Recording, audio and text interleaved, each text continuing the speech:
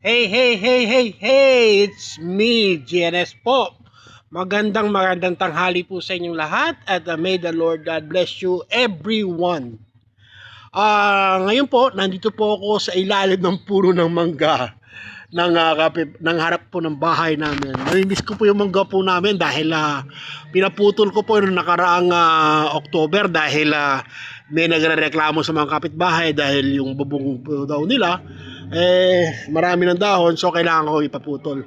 Na-miss ko pa man din yung manggang yun kasi kumikita ako kada taon ng 7 to 8,000 doon sa mangga na yon, yung manggang kalabaw.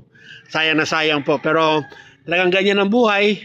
Kailangan sumunod po tayo sa patakaran ng subdivision na pag perwisyo po tayo sa mga puno po natin, kailangan putulin.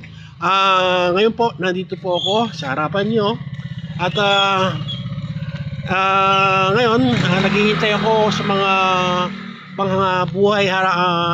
pangbuhay na po natin na pang-araw-araw.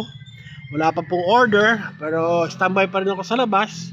Na sana may umorder na ng buhangin at saka ng mga graba na kailangan sa pagsisemento. Still, nandito po ako, si GNS. Maraming pong salamat.